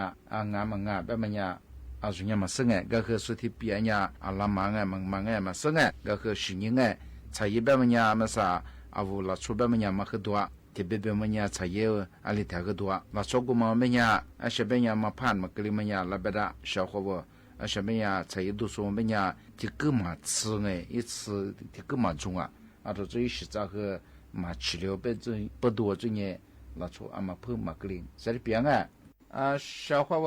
ยานักวิทยาศาสตร์อะไรบางสารลัดเนี่ยฝรั่งเกี่ยที่มา说个老出皮子，俺那边老出皮子耍爬的嘛，来十年弗拉嘛，来的小门边然后说的边说十年弗拉嘛的什么了，老出过俺里头的这个喜欢嘛俺里头这来头的这个喜多哈嘛，喜欢呢，是呢喜多哈呢，阿提达嘛，我老出那面对呢啦，是来对呢和哈在过来的啥，老出远嘛老出蛤蟆里的咱们我们呀，阿个嘛乌能哈喽，你们哈日上说的边阿里边你乌能哈日上，小伙我提里看你说你的边，我老出那面话嘛是那个对你我们阿个嘛个哈，阿个一个提的上我们是个哈，提的上，个嘛哈了，你们哈了提的上，个嘛。maka goma tika guka ati manya suzi yacha ati ma benya zi yacha ho benya de sa sidua de benya nyima sa wala cho meti mala kha shi de mo benya a sho kha shi de mo benya inyima lia inyima he pya jang la cho gu nyima pya ma benya shi hu ya ga ngala sha mo ta ji he pya yi no ku ati mo benya na ma zuru pya ma zu na pya na shi na pya ma zu sa de banga nyima tsu gu ma zu dia manya zishang so tiba awala chu sha ho ba zu khani wa khadi za a sha he tsu du li du za ma wala chu tsu sa le ma ben ya de ni ma na ma pya he bi bi da ngai a ga na ma shi la chu he ti ri ngo du za sa le ma ni ma khu ku ma ma pya ni ma te ng ben ya zwa ma ben do ng ben ya ko de ko mi na he nào nghe tiếng âm năng nghe tiếng nào à cha nhà khắp hạt từ giờ sáng lên ngôn bên nhà vua à thì mà vua này thì cả sau khi vua nghe thì ông bên nhà thì mà cứ avula chu mình thì sớm là khai ra gọi từ giờ nhà suy nghĩ thì bên nghe khai rồi à thì ông bên nhà mà khai như xong bên nhà khai ra gọi từ giờ hiện ra gọi thật từ giờ thật đối nhỉ à thì bên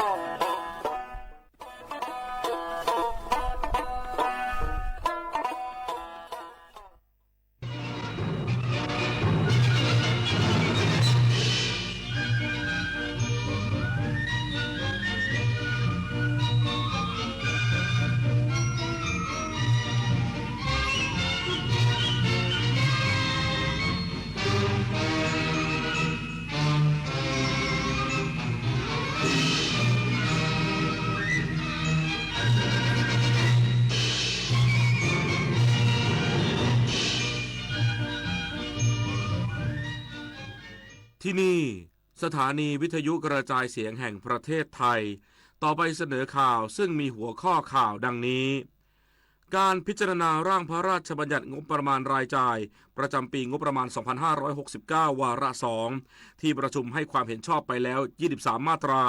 และวันนี้จะพิจารณาต่อเนื่องพร้อมลงมติวาระ 3 กระทรวงการต่างประเทศและกองทัพเรียกร้องให้กัมพูชาดำเนินการตามข้อตกลงหยุดยิงอย่างเคร่งครัดและให้เร่งเก็บกู้ทุ่นระเบิดตามแนวชายแดนผู้นำสหรัฐระบุผู้นำรัสเซียพร้อมที่จะบรรลุข้อตกลงสันติภาพกับยูเครนเพื่อยุติความขัดแย้งทั้งสองฝ่ายกรุงเทพมหานครเตรียมจัดการแข่งขันกีฬาชิงชนะเลิศแห่งกรุงเทพมหานครปรีซีเกมเฟสติวัลปลุกกระแสกีฬาก่อนถึงศึกซีเกมที่ไทยเป็นเจ้าภาพต่อไปเป็นรายละเอียดของข่าวการพิจารณาร่างพระราชบัญญัติงบประมาณรายจ่ายประจำปีงบประมาณ 2569 วาระ 2 ที่ประชุมให้ความเห็นชอบไปแล้ว23 มาตราจาก 41 มาตราและวันนี้จะพิจารณาต่อเนื่องพร้อมลงมติวาระ 3 การประชุมสภาผู้แทนราษฎรเพื่อพิจารณาร่างพระราชบัญญัติงบประมาณรายจ่ายประจำปีงบประมาณ 2569 วาระ 2 รายมาตราวงเงิน 3,780,600 ล้านบาทช่วงค่ำวันนี้ซึ่งเป็นวันที่ 2 สมาชิกเน้นอภิปรายในมาตรา 18 กระทรวงพลังงาน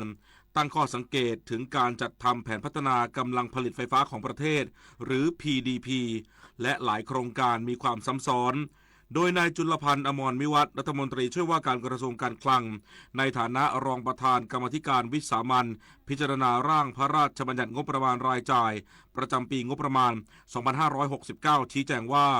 การจัดทำรายละเอียดโครงการต่างๆของกระทรวงพลังงานไม่ซ้ำซ้อนในส่วนของงบประมาณส่วนข้อสังเกตงบการเงินและโครงการที่สุ่มเสี่ยงอื่นๆเป็นภารกิจหน้าที่ของหน่วยงานที่ต้องนำไปปรับแก้ไขให้เรียบร้อยตามกฎกติกาและกฎหมายที่เกี่ยวข้องโดยเฉพาะการตรวจสอบงบประมาณว่าเป็นไปตามภารกิจและคุ้มค่าต่อเม็ดเงินหรือไม่ซึ่งกระทรวงพลังงานมีงบประมาณไม่มากนักหากเทียบกับสัดส่วนที่ถูกปรับลดถึงร้อยละ 4.7 นับว่าสูงมากดังนั้นจึงไม่ได้ปรับลดภารกิจเป้าหมายและจำนวนโครงการเพื่อให้ยังสามารถเดินหน้าต่อได้โดยเฉพาะการกำกับดูแลกิจการและราคาพลังงานรวมถึงการจัดหาพลังงานให้เพียงพอต่อความต้องการของประเทศภารกิจที่เราได้รับจากทางสภาก็คือตรวจสอบในเรื่องของงบประมาณนะครับว่างบประมาณเนี่ยเป็นไปตามภารกิจหรือไม่งบประมาณมีความคุ้มค่าต่อเม็ดเงินที่ได้รับหรือไม่ซึ่งในส่วนของกระทรวงพลังงานเองต้องเรียนว่ามีงบประมาณไม่มากนักนะครับหากเทียบเป็นสัดส่วนการปรับลดในส่วนของกระทรวงพลังงานเนี่ยมีการปรับลดถึง 4.7% ซึ่งนับว่าสูงมากถ้าเทียบกับสัดส่วนของงบประมาณที่หน่วยงานได้รับนะครับก็มีการปรับลดในเรื่องของไขมันไปแล้วแต่เราไม่ได้ปรับลดในเรื่องของภารกิจเป้าหมายแล้วก็จำนวนโครงการโดยที่หน่วยงานยังสามารถคงภารกิจและเป้าหมายเดิมได้ส่วนงบประมาณของกระทรวงมหาดไทยมีสมาชิกอภิปรายอย่างกว้างขวางห่วงใยการปรับลดงบประมาณในส่วนขององค์กรปกครองส่วนท้องถิ่นและนำไปทดแทนในส่วนอื่นซึ่งมองว่าไม่เป็นธรรมเพราะท้องถิ่นเป็นหน่วยงานหลักในการดูแลประชาชนและพัฒนาชุมชนการถูกปรับลดงบประมาณอาจไม่เพียงพอต่อการบริหารจัดการท้องที่อีกทั้งพบว่างบประมาณที่ถูกปรับลดส่วนใหญ่เป็นงบของอาสาบริบาลที่ทำหน้าที่ดูแลกลุ่มเปราะบางในชุมชนซึ่งถือว่ามีความจำเป็นขณะที่เงินอุดหนุนเฉพาะกิจที่ถูกตัดงบไป 1,400 กว่าล้านบาทซึ่งไม่สอดคล้องกับแนวคิดรัฐบาลที่อยากจะเห็นการกระจายงบประมาณไปยังท้องถิ่นไม่น้อยกว่าร้อยละ 35แต่กลับปรับลดงบประมาณและเพิ่มภาระอื่นๆให้กับท้องถิ่นแทนตลอดทั้ง2 วันที่ผ่านมาสภาผู้แทนราษฎรได้พิจารณาร่างพระราชบัญญัติงบประมาณรายจ่ายประจำปีงบประมาณ 2569 วาระ 2 และให้ความเห็นชอบไปแล้ว23 มาตราจากทั้งหมด41 มาตราโดยวันนี้จะพิจารณาต่อเป็นวันสุดท้ายก่อนลงมติวาระ 2 และวาระ 3 ให้แล้วเสร็จกระทรวงการต่างประเทศและกองทัพเรียกร้องให้กัมพูชาดำเนินการตามข้อตกลงหยุดยิงอย่างเคร่งครัดและให้เร่งเก็บกู้ทุ่นระเบิดตามแนวชายแดนไทยกัมพูชาเพื่อลดความตึงเครียดนายมาริส เสงี่ยมพงษ์รัฐมนตรีว่าการกระทรวงการต่างประเทศซึ่งอยู่ระหว่างเข้าร่วมการประชุมรัฐมนตรีต่างประเทศตามกรอบความร่วมมือแม่โขงล้านช้างหรือ MLC ครั้งที่ 10และเข้าร่วมการหารือกับประเทศสมาชิกณเมืองอันหนิงมณฑลยุนนานสาธารณรัฐประชาชนจีนได้มีโอกาสหารืออย่างไม่เป็นทางการระหว่าง3ฝ่ายประกอบด้วยรัฐมนตรีต่างประเทศจีน ไทยและกัมพูชาโดยไทยขอบคุณต่อบทบาทที่สร้างสรรค์ของจีนในการสนับสนุนการแก้ไขปัญหาระหว่างไทยกัมพูชาอย่างสันติผ่านกลไกทวิภาคีต่างๆและการบังคับให้ดำเนินการตามข้อตกลงหยุดยิงอย่างเคร่งครัดพร้อมเน้นย้ำถึงความจำเป็นเร่งด่วนที่ไทยและกัมพูชาต้องร่วมมือกันในการเก็บกู้ทุนระเบิดตามแนวชายแดนซึ่งเป็นก้าวสำคัญในการลดความตึงเครียดและฟื้นฟูความเป็นปกติสุขในพื้นที่ชายแดนพลโทบุญสินภาคกลางแม่ทัพภาคที่ 2เปิดเผยว่ากัมพูชาตอบรับเข้าร่วมการประชุมคณะกรรมการชายแดนส่วนภูมิภาคหรือ RBC ไทยกัมพูชาปลายเดือนสิงหาคมนี้โดยไทยจะนำประเด็นการใช้ทุนระเบิดสังหารบุคคลเข้าหารือเพราะเป็นการละเมิดอนุสัญญาออตตาวาว่าในการใช้ระเบิดสังหารบุคคลซึ่งทางกัมพูชาก็เป็นภาคีอนุสัญญาหากไม่ยอมเจรจาเรื่องนี้ไทยจะประท้วงและสื่อสารให้ประชาคมโลกรับทราบต่อไปขณะที่การจัดการทุ่นระเบิดจะปรับการเฝ้าตรวจระยะไกลโดยใช้เครื่องมือพิเศษรวมถึงใช้โดรนตรวจสอบและการวางลวดหนามก็ดีครับเขาตอบรับนะครับปลายเดือนนี้ก็จะคุยกันก็ฝั่งเราเท่านั้นครับต้องมาที่ฝั่งเราในแถวแนวชายแดนนะครับเพื่อความสบายใจทั้งสองฝ่ายก็เป็นหนึ่งในหัวข้อที่เราจะเอาเข้าที่ประชุมครับเพราะว่ามันผิ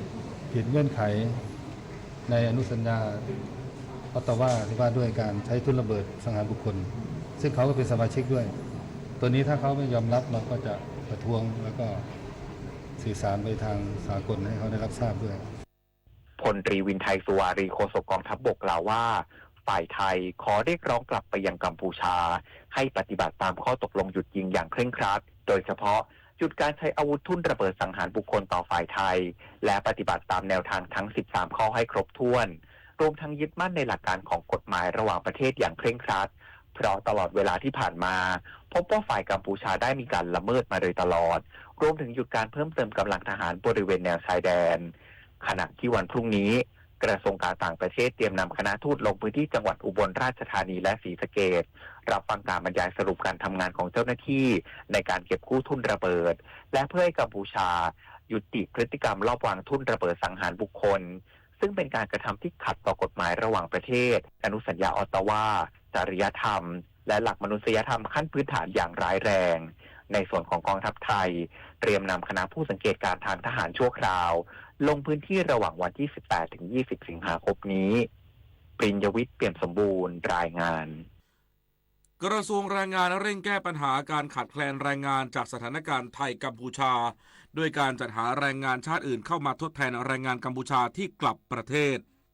นายพงศ์กวินจึงรุ่งเรืองกิจรัฐมนตรีว่าการกระทรวงแรงงานกล่าวว่ากระทรวงแรงงานได้เร่งจัดหาแรงงานชาติอื่นมาทดแทนแรงงานกัมพูชาที่เดินทางกลับประเทศไปกว่า 100,000 คนโดยจะนำแรงงานเมียนมากลุ่มอพยพราว 42,000 คนเข้ามาทำงานเพื่อแก้ไขปัญหาขาดแคลนพร้อมหารือกับฝ่ายความมั่นคงแล้วว่าสามารถนำแรงงานกลุ่มนี้ออกมาช่วยงานได้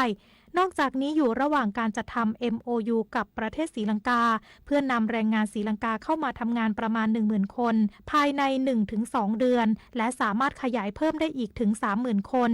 นอกจากนี้จะนำเข้าแรงงานอีก3สัญชาติได้แก่ฟิลิปปินส์อินโดนีเซียและเนปาลประมาณ 100,000 คนเพื่อรองรับสถานการณ์ความขัดแย้งในอนาคตและสร้างทางเลือกในการใช้แรงงานชาติอื่นทดแทนได้ตามความจำเป็นส่วนข้อกังวลของประชาชนกรณีแรงงานกัมพูชาลักลอบเข้ามาทำงานในไทยรัฐมนตรีว่าการกระทรวงแรงงานกล่าวว่าตามมติคณะรัฐมนตรีผ่านให้แรงงานกัมพูชากลุ่มที่ทำงานบริเวณชายแดนประมาณ 90,000 คนสามารถอยู่ทำงานในไทยต่อได้อีก6 เดือนตั้งแต่วันที่ 7 มิถุนายนที่ผ่านมาหากมีผู้ลักลอบเข้ามาในกลุ่มนี้ก็สามารถทำงานได้ตามปกติส่วนความกังวล